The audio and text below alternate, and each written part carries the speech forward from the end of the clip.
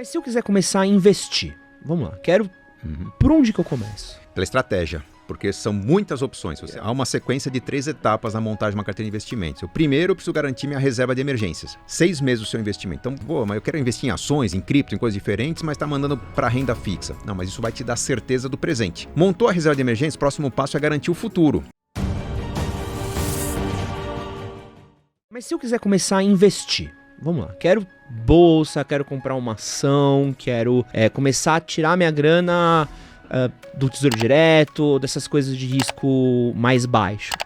Por onde que eu começo? Pela estratégia, porque são muitas opções. Se você abrir uma conta numa grande corretora, num grande banco, né, no XP, BTG, eu sou parceiro do BTG Pactual, algum grande banco de investimentos, você abre o menu, você tem lá 400, 500 investimentos diferentes. Qual que você vai escolher? É o mais rentável, de menos volatilidade, é a categoria... Não, você se perde. Quando você tem uma estratégia do porquê eu vou investir, as suas opções ficam limitadas a meia dúzia. O que é o porquê?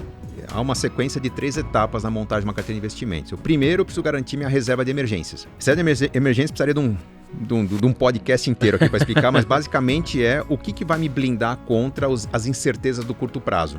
Tem risco de perder minha renda, de perder meu emprego, de aumentar algum custo. Existem algumas simulações a fazer, mas em média a gente sugere que a pessoa tenha 6 meses do consumo mensal dela poupados com muita segurança, muita liquidez. É um CDB de um bom banco. Vai render 103, 104% do CDI. Precisou do dinheiro, cai na conta no mesmo momento. 6 meses do seu investimento. Então, é meio boring, né? Sem graça. Mas eu quero investir em ações, em cripto, em coisas diferentes, mas tá mandando para renda fixa. Não, mas isso vai te dar certeza do presente. Mesmo que venha inflação, bagunça a renda, você vai conseguir lidar com os imprevistos, com as festas, com as baladas que você vai ter. Montou a reserva de emergência, o próximo passo é garantir o futuro. É eu montar uma carteira de investimentos, pode ser um plano de previdência, uma combinação de ações com renda fixa, algo meio arroz e feijão no mundo dos investimentos. Qualquer assessor de investimentos sabe ensinar isso, que é quanto poupar por mês, durante quanto tempo, com que característica, para começar a viver dessa renda no futuro. Se tudo der errado na minha vida, aquela renda vai me manter.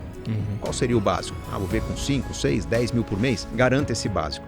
Normalmente um plano de previdência resolve, um fundo de previdência resolve essa equação. É só depois de garantir a reserva de emergências completamente formada, aqueles 6 meses, e depois de saber o quanto poupar por mês para a previdência, colocar aquele andamento, que o que eu investir a mais, eu posso assumir risco. Aí cada um vai poder assumir, eu gosto de imóveis, eu gosto de carteira de ações, eu gosto de fundo imobiliário, eu quero arriscar em cripto. Se é cripto, diversifica.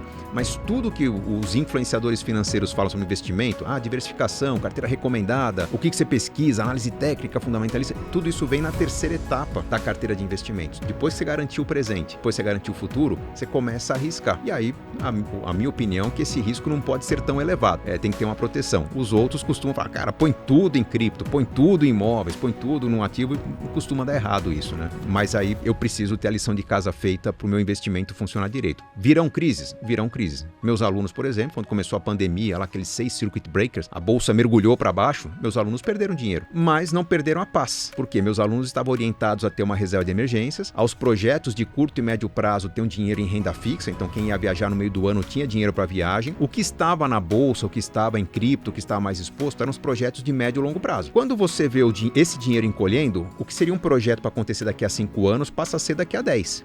Mas a pessoa também tem o tempo e a calma para deixar aquela poeira baixar. No caso da pandemia, projetos de curto prazo foram cancelados, então tinha um dinheiro disponível, cara, vou equipar minha casa, vou fazer meu home office com mais tranquilidade, vou fazer uma mudança. E quando a bolsa caiu, eles tiveram tempo para reorganizar a carteira e surfar uma recuperação da bolsa. Então, que era uma perda, virou um grande ganho num segundo momento, porque não estavam dependendo daquilo, havia uma reserva para manter a família por 6, 7, 8 meses em alguns casos. Tendo essa estratégia, você tem tranquilidade. Tendo tranquilidade, você reorganiza a carteira sem sofrer. E aí, sem sofrer, você vai estar mais tranquilo, vai dormir melhor, vai ter escolhas mais conscientes, a coisa funciona de uma forma mais inteligente. Tem algum tipo de ação?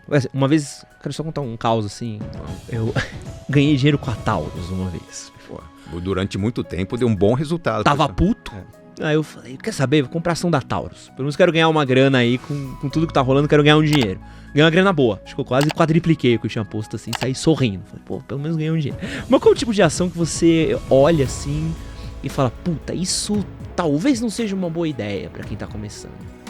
o que não é uma boa ideia para quem está começando são grandes apostas, normalmente small caps, as pequenas empresas, que são empresas que a gente fala, cara, se a economia for por esse caminho, essa empresa vai bombar e vai quadruplicar o valor. Legal, acho que todo mundo tem que ter talvez algumas small caps na carteira, mas uma parte pequena da carteira, porque recebe justamente esse rótulo de small caps, porque é uma empresa que pode crescer muito, como pode sucumbir à concorrência. Ela pode ser a bola da vez, mas pode surgir uma empresa nova, ou um estrangeiro chegar aí, um chinês aí, ocupar o mercado dela. Então ela está muito exposta ao risco. Então um erro muito grande é você apostar numa empresa que tem muito para crescer, mas não está consolidado no mercado. A Taurus é um bom exemplo. Você ganhou muito dinheiro porque ela era uma small cap, era uma pequena empresa que abriu capital e de repente, puxa, houve um trabalho de formação de mercado, né? Havia algumas corretoras que estavam pesquisando. Eu vendi na hora certa, então, Gustavo. O pessoal estava provocando. Começou a descer, você ia ficar desesperado. Você lembra o caso da Tesouras Mundial, lá da Mundial Tesouras, que, enfim, uma empresa pequena, pouco conhecida, o que ela faz? Tesoura, mas de repente o papel começou a multiplicar porque havia alguns influenciadores recomendando esse papel. E aí chegou uma hora o pessoal se perguntou, mas peraí, por que estão pagando tanto pelas ações de uma empresa que,